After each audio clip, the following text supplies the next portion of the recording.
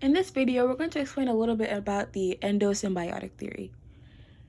Eukaryotic cells may have evolved when multiple cells joined together into one.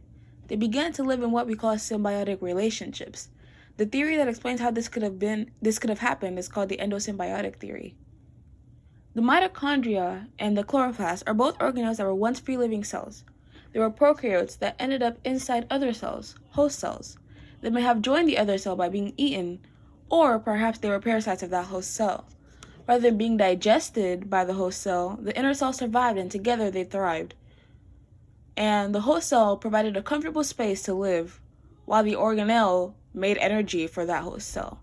This happened a long time ago, and then the host cell and the organelle evolved together.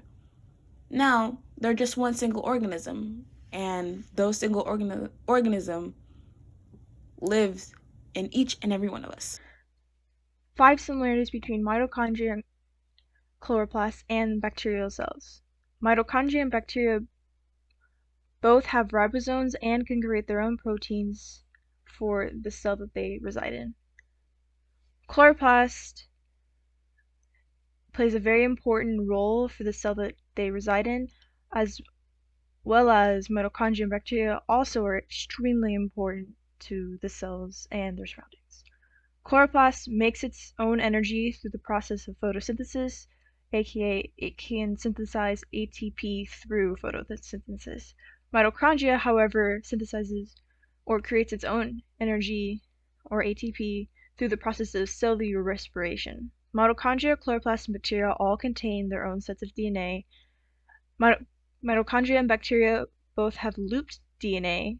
Bacteria and chloroplasts duplicate their DNA and their structures and divide that DNA into 2 organelles. An advantage of aerobic cell is the amount of energy it releases. With oxygen, organisms can break down glucose and it turns into chemical energy. Glucose plus oxygen gives carbon dioxide, water, and energy. An advantage of an aerobic cell is its speed. It makes ATP very quickly, it releases less energy, and it breaks down glucose without oxygen. Glucose breaks down into lactic acid and energy. The endosymbiotic theory is thought to have occurred twice. And now this might be a little bit confusing, but the second theory is all about eukaryotic cells absorbing other eukaryotic cells. And those eukaryotic cells wouldn't have existed without the first theory. So the first theory is the reason why we have the second theory. It's the reason why we're able to have eukaryotic cells absorbing other eukaryotic cells. So that's why we think that the theory occurred twice. The difference between endosymbiotic theory 1 and 2 is that in theory 1, it was believed that a eukaryotic cell would absorb the mitochondria so that the mitochondria could provide energy to its host. This process was called phagocytosis, causing them to have a symbiotic relationship. In theory 2 was believed that a cell would absorb chloroplast so that the cell would have help from the chloroplast to provide/produce photosynthesis to a plant. This process occurred twice because not all living cells have the same cells. And some autotrophic eukaryote cells, all autotrophic eukaryote cells have both the chloroplast and the mitochondria. The lipid bilayer keeps ions and proteins wherever they are supposed to be, whether they are in or out. The mitochondria is an organelle that produces ATP. It has double membrane to form layers of cristae or folds in it. This allows it to have more surface area for more chemical reactions since it produces ATP and needs more room. The outer membrane is what covers the organelle, while the inner membrane is what causes the folds to create more chemical reactions.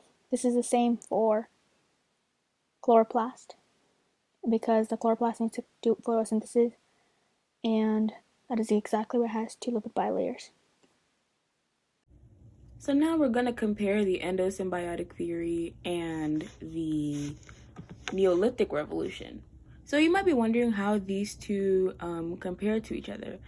You know, like Neolithic Revolution being history and endosymbiotic being biology. Well, they're both really important moments in history. The Neolithic Revolution and the endosymbiotic theory they both don't have exact causes of them. However, we acknowledge them as critical moments in our history. The Neolithic Revolution marked the transition between hunters and gathering to a more agrarian society, while the endosymbiotic theory explained how we went from single cell like organelle organisms to having these multiple organelles in one cell. So they both explain pretty big important things. However, we don't know the exact causes of both of them. Although we don't know the exact causes, the endosymbiotic theory and the Neolithic Revolution help us understand how we as humans and we as a society came to how we are today, how we function today, and as humans and how we function today as a society is explained by these two concepts.